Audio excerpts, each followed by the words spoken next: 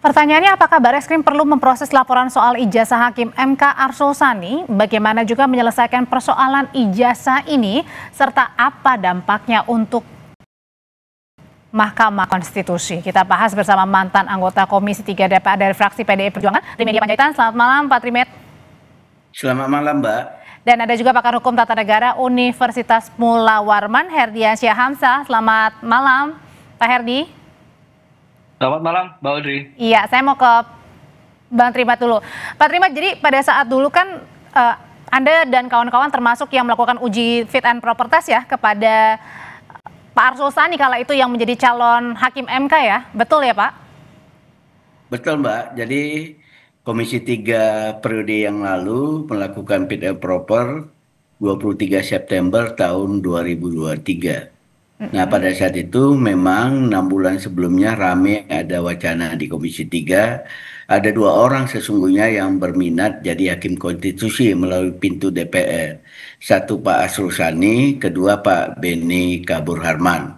Tapi menjelang waktu-waktu terakhir yang menguat Arsul Sani dan Pak Arsul Sani mendaftar, kemudian kami lakukan fit and proper dan seluruh praksi, 9 praksi di Komisi 3 pada saat itu sepakat untuk memilih Pak Arsul Sani secara aklamasi menjadi Hakim Konstitusi. Itu Oke. Yang ketiga terkait dengan persyaratan segala macam, itu tidak bagian yang kami periksa, karena apapun kami sudah lama tahu dan kami tahu juga Pak Arsul Sani ini sebagai pimpinan partai di P3 dan juga track record cukup baik. Kami lebih pada bagaimana Pak Arsul Sani ini bisa bekerja dengan baik di MK. Pak Trimat, jadi pada saat mau pintu yang dari DPR juga kinerjanya baik, Mbak. Oke, jadi pada saat fit and proper test atau uji kelayakan dan kepatutan calon Hakim MK kala itu dicek juga nggak sih misalnya tadi soal legalitas dokumen, termasuk juga misalnya ijazah S1,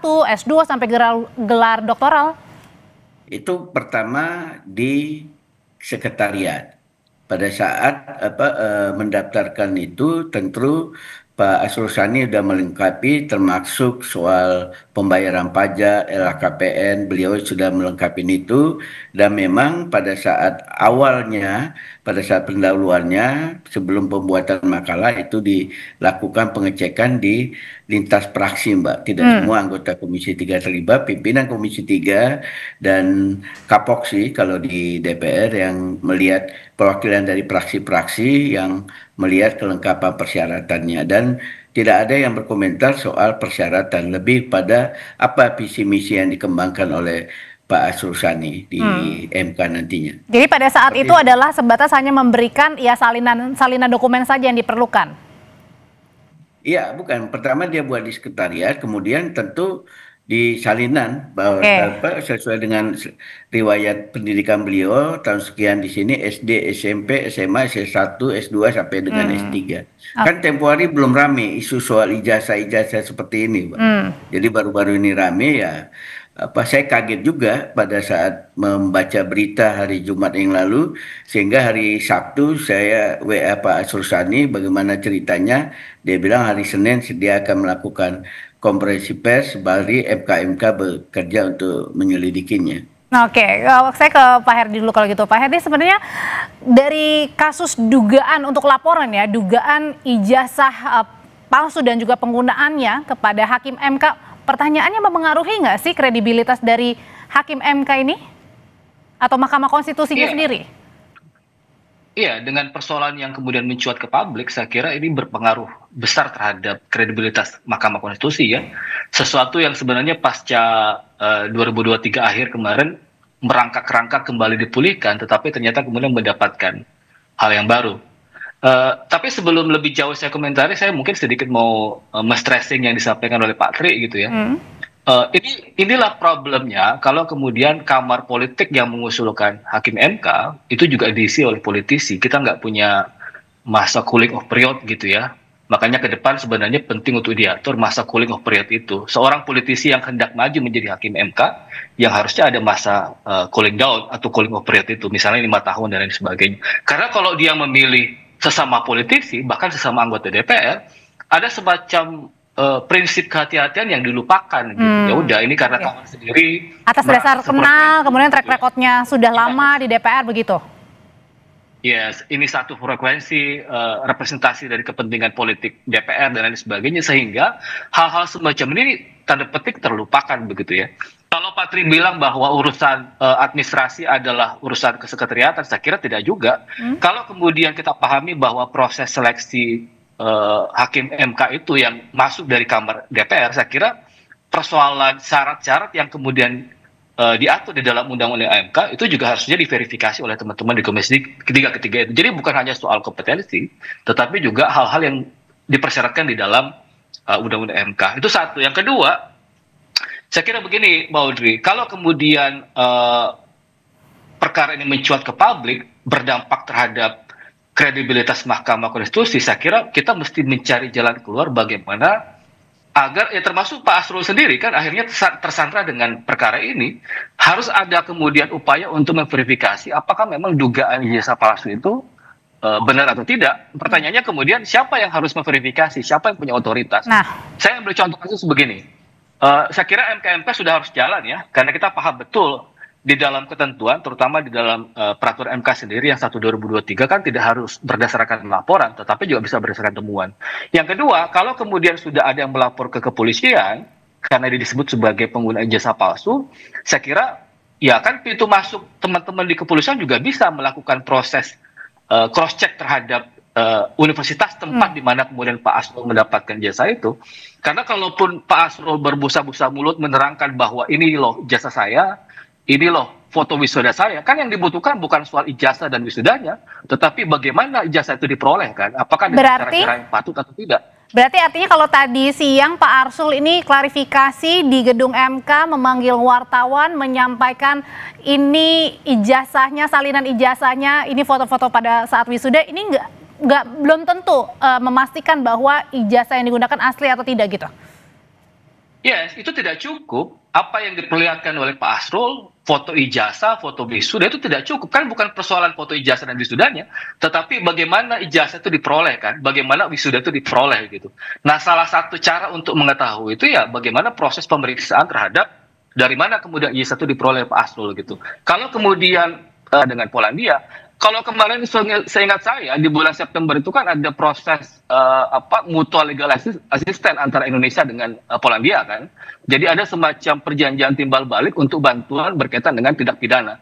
Jadi bisa saja mutual legal assistance itu digunakan sebagai dasar Kepolisian Republik Indonesia bekerja sama dengan Kepolisian Polandia untuk memeriksa apakah memang tempat universitas di mana tempat di mana Pak Asrul mendapatkan jasa itu, dan bahkan kan kalau disebut-sebut kita kembali lagi soal pada saat fit and proper test, Pak Trimat. Kalau tadi dikatakan bahwa ini adalah tugas sekretariat untuk memeriksa, mengecek begitu ya keaslian atau dokumen-dokumen salinan ijazah yang dimiliki seorang calon hakim MK. Berarti artinya ini ada catatan juga yang seharusnya diperbaiki, jangan hanya tadi ketika dikatakan kemudian dekat sesama anggota DPR, jadi kemudian mengabaikan hal-hal yang seharusnya memang harus diperiksa dan dicek lagi.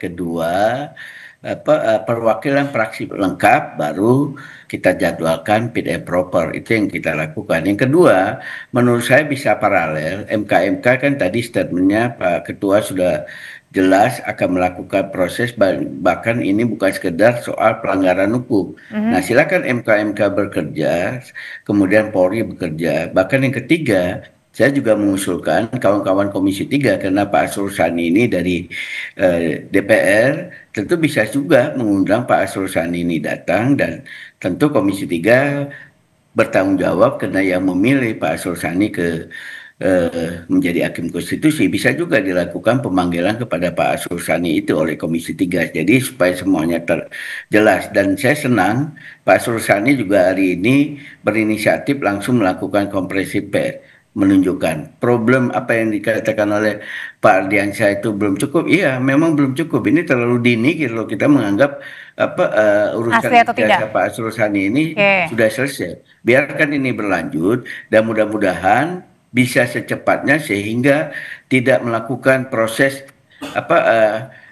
delegitimasi terhadap MK itu sendiri. Kita berharap MK-MK juga sempat bekerja. Apakah dalam proses ini Pak Asrul Sani boleh menangani perkara atau tidak? Itu juga harus diperjelas sebelum urusannya clear benar oleh MK-MK. Seperti itu, Mbak. Oke, dengan adanya dugaan ijazah palsu yang digunakan Pak Arsul Sani ini, pertanyaan berikutnya, apakah juga menjadi tanggung jawab dari anggota DPR yang kala itu melakukan fit and proper test kepada Pak Arsul Sani? Usai jeda ya Bapak-Bapak, tetap bersama kami di Sapa Indonesia Malam.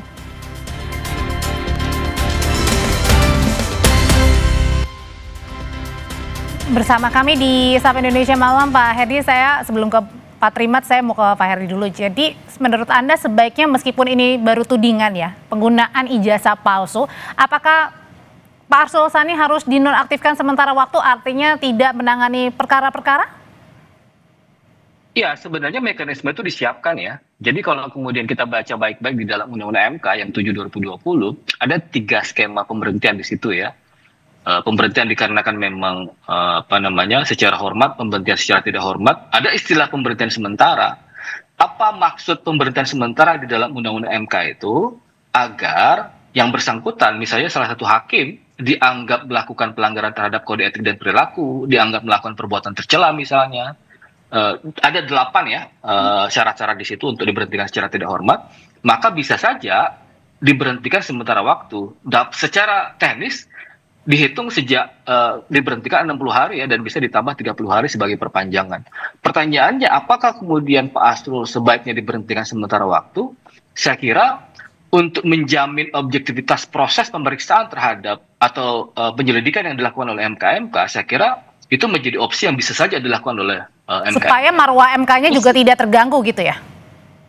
Yes, kita masih ingat betul dulu ketika problem putusan 90 ya yang melibatkan Gibran Rekabuming Raka. Saya kira waktu itu kan untuk menjamin objektivitas pemeriksaan, agar kemudian dianggap bahwa MK-MK bekerja secara independen, termasuk marwah MK secara kelembagaan. Saya kira itu menjadi opsi yang bisa saja dilakukan. Jadi pemberhentian sementara waktu sembari pertama Pak Asrul juga diberikan waktu untuk fokus di dalam menyelesaikan perkara ini. Yang kedua, itu juga bisa memberikan jaminan kepada publik bahwa proses pemeriksaan ini memang berjalan secara independen. Oke, kalau gitu apakah kemudian dengan kasus atau tudingan penggunaan ijazah palsu seorang hakim MK ini, Pak Trimet, apakah ini juga menjadi bentuk pertanggungjawaban kepada anggota DPR yang kala itu melakukan? Ya, saya kira iya. Makanya saya sampaikan tadi bentuk dari pertanggungjawaban DPR dengan mengundang Pak Asrul Sani. Pak Asrul Sani dipanggil ke DPR untuk bisa juga menyampaikan, mempertanggungjawabkan apa yang dilaporkan. Ini saya kira bukan tudingan. Kalau sudah berani seseorang dari aliansi ini melaporkan ke Barreskrim, tentulah mereka ada bukti permulaan yang sangat cukup ya, sehingga berani melaporkan pejabat negara sekelas hakim konstitusi. Itu dilakukan. Kedua, MK-MK saya kira segera memprosesnya dan segera memeriksa, kemudian menyampaikan pendapatnya. Apakah Pak Asrul Sani berhenti sementara, tidak boleh menangani perkara-perkara sebagaimana disebutkan Pak Erdiansyah tadi, atau apa keputusan dari MK-MK supaya isu ini tidak bergulir. Tapi kan yang ketiga, isu ini kan bagus, Mbak. Isu ini udah langsung keluar, Pak Asrul Sani menyampaikan dan bahwa dia kuliah, kapan dia kuliahnya. Meskipun 11 tahun ya? Kapan. Memang saya agak surprise. Pak Asrul Sani tadi saya sekilas mendengar beliau selesai 11. Ya, Pak Trimet. Oke, sambungannya nampaknya terputus, Pak Trimet. Oke, saya kembali ke Pak Herdiansyah dulu kalau gitu, sambil menunggu jaringan yang bagus dari Pak Trimet Panjaitan. Pak Herdiansyah. Sebagai pimpinan. Oke, kita sambung kembali ke Pak Trimedia Panjaitan, tapi sambil menunggu saya mau bertanya hal yang sama. Ya, udah Mbak. Oke, gimana tuh tadi Pak Trimet? Jadi yang sorotan 11 tahun kuliah doktoral itu juga yang disoroti gitu? Iya, bagi saya pribadi sekaligus juga yang cukup mengenal Pak Asrul Sani, itu harus lebih detail lagi diceritakan. Nggak semata-mata soal kesibukan di DPR, kesibukan di partai. Memang di DPR sendiri Pak Asrul Sani ini sepanjang pengetahuan saya, selama kami mungkin 10 tahun di DPR, orang yang cukup tekun, serius, dan juga ke tingkat kehadirannya di gedung DPR maupun kunker-kunker itu luar biasa. Dan Pak Arsul Sani seringkali menjadi tim hukum DPR dalam memberikan pandangan dan pendapat di Mahkamah Konstitusi. Jadi itu lebih didetailkan lagi dan itu bisa detail. Mudah-mudahan minggu ini atau minggu depan, karena minggu ini Komisi 3 kelihatan sedang memulai proses fit and proper terhadap KY, dan itu juga bisa menjadi bahan masukan terhadap Komisi 3 kejadian Pak Arsul Sani ini, sehingga jangan ada juga anggota KY yang dipilih itu bermasalah ijazahnya setahun 2 tahun kemudian. Tadi juga sebenarnya di dalam di Komisi 3 juga sudah disinggung oleh Pak Habibur Rahman sendiri soal itu penggunaan ijazah calon anggota atau hakim KY, Pak Trimet. Oh, sudah tadi Mbak. Iya, ada singgung seperti itu. Dengan Pak Habibur Rahman ya. Kembali lagi ke Pak Herdiansyah. Pak Herdiansyah, sebenarnya catatan kritikannya seperti apa sih kalau tadi kan dari Pak Trimat atau mungkin kawan-kawan di anggota DPR sudah mengenal lama seorang Arsul Sani, kemudian juga rajin mengenalnya, lalu kemudian apa catatannya supaya tidak mengabaikan hal-hal yang memang atau prosedur-prosedur yang harus memang dilalui selayaknya calon-calon hakim MK? Iya, berkenal cukup lama pendapat ya, karena bukan menjadi jaminan begitu ya. Seperti yang saya bilang tadi, pertama saya kira kritikan yang penting adalah bahwa karena proses politik yang menentukan usulan Pak Arsul sebagai calon hakim MK ketika itu, jangan kemudian kita menggampangkan semua persoalan, termasuk ketiadaan prinsip kehati-hatian di dalam memeriksa dokumen persyaratan Pak Arsul Sani. Kan sebenarnya ini reasonable ya, misalnya apakah mungkin Pak Arsul Sani memilih universitas di Polandia yang tempatnya cukup jauh, meskipun tadi alasannya ini karena pandemi, kuliah online dan lain sebagainya, tapi saya kira itu tetap mencurigakan begitu ya. Apalagi tadi disebut terkonfirmasi bahwa Pak Arsul kalau menghitung sejak dari Inggris kemudian pindah ke Polandia itu kira-kira 11 tahun begitu ya. Itu saya kira mencurigakan, dan Pak Arsul sendiri berkuliah di tempat yang tidak lazim gitu. Belum lagi misalnya kenapa tidak lazimnya? Yang mana nih bagiannya? Bukan hal yang lazim dituju sebagai tempat berkuliah ya. Apa jaraknya, kredibilitasnya? Jarak kemudian tempat justru memilih di Polandia ya, hal yang tidak lazim dilakukan oleh teman-teman di DPR gitu ya. Kemudian yang berikutnya saya kira penting untuk memastikan bahwa antara proses persyaratan, dokumen-dokumen persyaratan itu menjadi bagian juga yang harusnya ditanyakan dan diperiksa oleh teman-teman di DPR. Jadi jangan karena persoalan satu frekuensi seperti yang saya bilang di awal, berkawan lama, kemudian kita menafikan hal-hal semacam ini. Jadi ini saya kira penting untuk dipastikan kalau kita bicara soal proses seleksi ke depannya. Ini seperti kalau kemudian proses ini karena alasan ada tanggung jawab moral, makanya kemudian penting memanggil Pak Arsul, ya memang ini terkesan asap mendahului api ya, artinya seharusnya proses itu sudah dilakukan sejak awal. Bagaimana proses pemeriksaan sedetail mungkin dilakukan sejak awal, fit and proper dilakukan terhadap agar tidak ada cacat ya atau celah-celah ya begitu ya, Ferdi? Yes, itu yang menjadi penting menurut saya.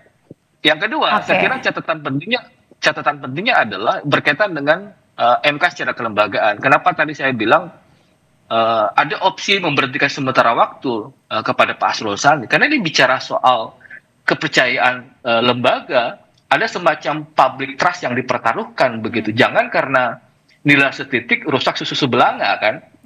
Makanya penting proses verifikasi terhadap dugaan pengguna ijazah palsu yang dituduhkan kepada Pak Arsul itu segera diverifikasi. Secara politik tadi usulan Pak Tri, ya Pak Arsul Sani misalnya dipanggil ke DPR kemudian ditanyakan kembali seperti apa prosesnya dan lain sebagainya. Tapi bagi saya sebenarnya kan yang paling penting adalah bagaimana memastikan bahwa ada rangkaian kejadian di Polandia di mana Komisi Anti Korupsi di Polandia, KPK-nya Polandia kemudian menangkap beberapa orang yang berkaitan dengan pengelolaan universitas dengan dugaan membisniskan ijazah dari universitas yang dimaksud, yang kebetulan tempat Pak Arsul Sani berkuliah di sana. Jadi rentetan peristiwa ini juga tidak bisa dipisahkan. Makanya saya bilang tadi bisa jadi misalnya karena ada laporan masuk di Kepolisian Republik Indonesia, maka apa yang saya sebut tadi dengan istilah mutual legal assistance itu, perjanjian timbal balik di dalam urusan tindak pidana itu bisa dilakukan dengan Kepolisian Polandia. Yang hitung-hitung test case lah hasil dari MLA itu ya, mutual legal assistance yang pernah dilakukan yang tidak jauh. Kalau September kemarin. Kalau dari Pak Herdi sendiri artinya apakah harus tadi jalannya harus beriringan saja, misalnya yang diproses di soal tudingan itu di Barreskrim dengan yang di MK ini kan mengenai kode etik ya, apa itu harus berjalan bersamaan atau yang mana dulu harus dimulai dulu diselesaikan? Ya, saya kira bisa bersamaan. Jadi teman-teman di MK memulai proses pemeriksaan penyelidikan yang berkaitan dengan dugaan pelanggaran etik itu, karena domainnya memang di MK adalah domain etik ya. Apakah misalnya Pak Asrul dianggap melakukan pelanggaran terhadap kode etik dan pedoman perilaku hakim, apakah misalnya dianggap melakukan perbuatan tercela ya? Karena perbuatan tercela itu kalau kita baca penjelasan di Undang-Undang MK adalah perbuatan yang berkaitan dengan pertaruhan martabat nama lembaga kan. Jadi bisa saja pintu masuk itu digunakan, proses pemeriksaannya bisa dilakukan secara bersamaan, MK jalan, tetapi proses konfirmasi apakah memang ada dugaan jasa palsu yang digunakan di sana juga bisa dilakukan oleh aparat kepolisian.